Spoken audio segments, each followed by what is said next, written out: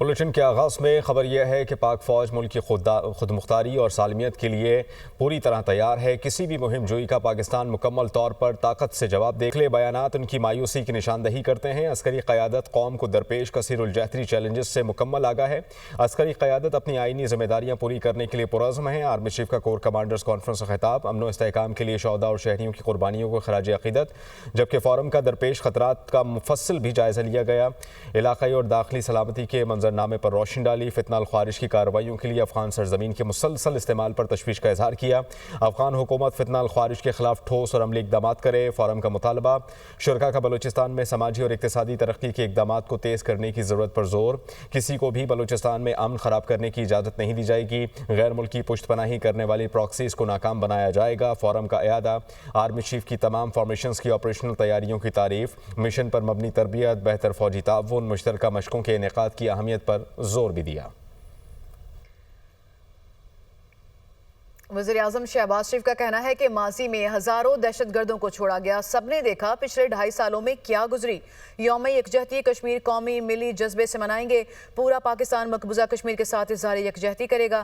Utility stores کے بغیر رمضان package لے کے آئیں گے تاکہ کرپشن نہ ہو، یہ بھی کہا گیا ان کی جانب سے۔ میں بعض غلط فیصلے نہ ہوتے کہ ان سینکڑوں ہزاروں دہشت گردوں کو جو چھوڑا گیا، اس حوالے سے کہ یہ امن قائم ہوگا، تو اس کا آپ نے حال دیکھ لیا۔ پچھلے 2-2.5 سالوں میں کیا گزری ہے اور سینکڑوں شہید ہو چکے ہیں۔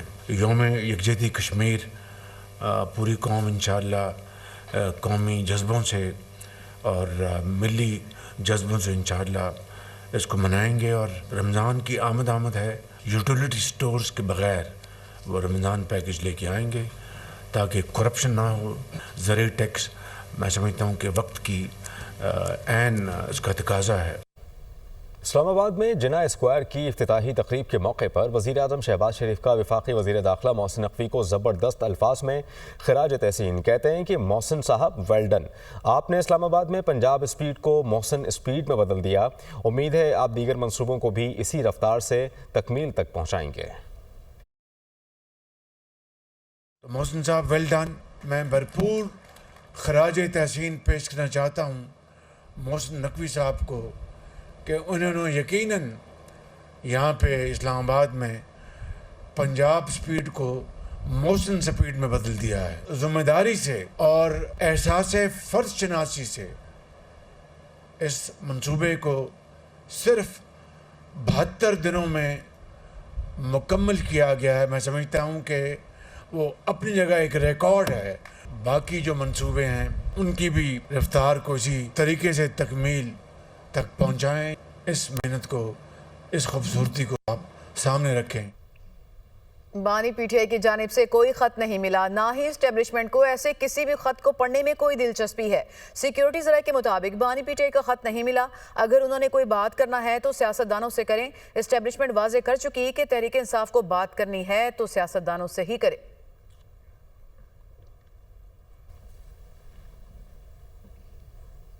Chairman P T I barrister Gohar کہتے ہیں کہ آرمی چیف سے ایک میٹنگ ہوئی تھی جو امن و امان پر تھی، اس کے سوا کوئی میٹنگ نہیں ہوئی۔ بانی پی ٹی آئی نے کہا انہوں نے آرمی چیف کو خط لکھا، میں نے اب تک خط پڑھا یا دیکھا نہیں۔ بانی پی ٹی آئی نے خط کے مندرجات خود پڑھ کر سنائے، ان کی طرف سے خط پر رسپانس آتا ہے تو خیر مقدم کریں گے۔ مراکش کشتی حادثے میں ملنے والی 13 لاشوں کی شناخت کا عمل مکمل کر لیا گیا۔ تمام افراد کا تعلق پاکستان سے تھا۔ دفتر خارجہ نے اس بات کی تصدیق کر دی ہے۔ 4 پاکستانی شہریوں کی میتیں کل سعودی ایئر لائن کے ذریعے اسلام آباد پہنچیں گی۔ ترجمان دفتر خارجہ کی جانب سے یہ بتایا گیا۔ جنوری میں کشتی حادثے میں 44 پاکستانیوں کے جاں بحق ہونے کی اطلاعات ملی تھی۔ مقامی حکام کو صرف 13 لاشیں ہی ملی ہیں اور میتوں کی شناخت کے لیے نادرہ کی خدمات بھی حاصل کی گئی۔ ایف آئی اے گوجرانوالہ زون نے کارروائی کرتے ہوئے 2 انسانی اسمگلرز کو گرفتار کیا۔ ملزمان کی شناخت عاشق حسین اور محمد اظہر کے نام سے ہوئی۔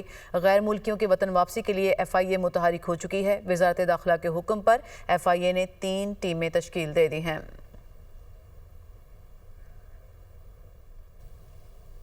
اور اب خبر ہے کہ گرینڈ اپوزیشن الائنس کا اسلام آباد میں اسد قیصر کی رہائش گاہ پر اجلاس۔ مولانا فضل الرحمان، محمود خان اچکزئی اور شاہد خاقان عباسی شریک ہیں۔ مصطفیٰ نواز کھوکر، عمر ایوب، شبلی فراز اور اسد قیصر بھی شریک اجلاس میں۔ علامہ ناصر عباس اور پاکستان تحریک انصاف کے دیگر قائدین بھی شریک ہوئے۔ اجلاس میں ملکی سیاسی صورتحال پر بات ہوئی۔ حکومت کے خلاف ممکنہ الائنس کا بھی لائحہ عمل تیار کیا جائے گا۔ کشمیری عوام کی بھارتی تسلط اور ظلم کے خلاف لازوال جدوجہد آزادی اور قربانیوں کے اعتراف میں کل پاکستان سمیت دنیا بھر میں کشمیریوں سے اظہار یکجہتی کا دن منایا جائے گا۔ کوہالہ پل کے مقام پر انسانی ہاتھوں کے زنجیر بنا کر مقبوضہ کشمیر کے عوام سے اظہار یکجہتی ہوگا۔ شہر شہر جلسے جلوس، ریلیاں، سیمینار اور کانفرنسز منعقد کر کے مسئلہ کشمیر کو عالمی سطح پر اجاگر کیا جائے گا۔ کشمیری عوام سے اظہار یکجہتی کے لیے ISPR کا نیا نغمہ کشمیر بنے گا پاکستان جاری کر دیا گیا۔ نغمے کو گلوکار احمد جہاں زیب نے گایا۔ نغمے کی دھن عرفان سلیم اور کامران اللہ خان نے بنائی ہے، جبکہ بول عمران رضا نے لکھے۔ پاک فوج کا کشمیر کے پرعزم لوگوں کے ساتھ یکجہتی کا اظہار۔ کور کمانڈرز کانفرنس میں مقبوضہ کشمیر میں انسانی حقوق کی مسلسل خلاف ورزیوں کی شدید الفاظ میں مذمت کی گئی۔ مقبوضہ کشمیر میں بھارتی خلاف ورزیاں امن اور استحکام کے لیے سنگین خطرہ۔ کشمیری عوام کے حق خود ارادیت کے لیے ان کی جدوجہد پاکستان کی غیر متزلزل حمایت کا اعادہ۔ فورم کا بھارتی فوجی قیادت کے حالیہ عاقبت نااندیش اور اشتعال انگیز بیانات کا بھی سخت نوٹس۔ بیانات غیر ذمہ دارانہ اور علاقائی استحکام کے لیے نقصان دہ قرار۔ وزیر اطلاعات پنجاب عظمہ بخاری کی لبرٹی چوک آمد۔ عظمہ بخاری نے لبرٹی اور ملحقہ جگہوں کا دورہ کیا اور میڈیا سے گفتگو کرتے ہوئے ان کا یہ کہنا تھا کہ مقبوضہ کشمیر کے عوام کے حقوق کے لیے آواز بلند کرتے رہیں گے۔ کل کشمیری عوام کے ساتھ بھرپور اظہار یکجہتی کریں گے۔ حق خود ارادیت کے حصول تک کشمیریوں کی حمایت جاری رکھیں گے۔ آپ کو بتائیں کہ وزیر اطلاعات پنجاب عظمہ بخاری نے لبرٹی چوک کا دورہ کیا اور انہوں نے لبرٹی اور ملحقہ جگہوں کا جائزہ لیا۔ میڈیا سے گفتگو کرتے ہوئے انہوں نے یہ کہا کہ مقبوضہ کشمیر کے عوام کے حقوق کے لیے ہمیشہ آواز بلند کرتے رہیں گے۔ مراکش کشتی حادثے میں ملنے والی 13 لاشوں کی شناخت کا عمل مکمل کر لیا گیا۔ تمام افراد کا تعلق پاکستان سے تھا۔ دفتر خارجہ نے اس بات کی تصدیق کر دی ہے۔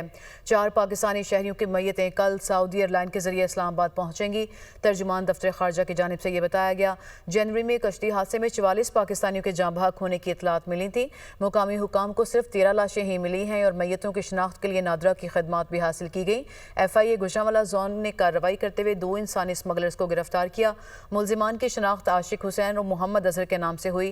غیر ملکیوں کی وطن واپسی کے لیے FIA متحرک ہو چکی ہے۔ وزارت داخلہ کے حکم پر FIA نے 3 ٹیمیں تشکیل دے دی ہیں۔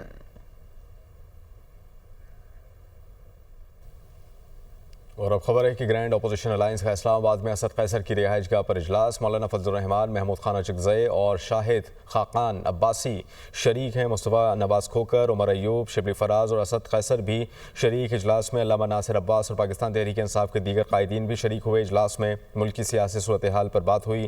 حکومت کے خلاف ممکنہ الائنس کا بھی لائحہ عمل تیار کیا جائے گا۔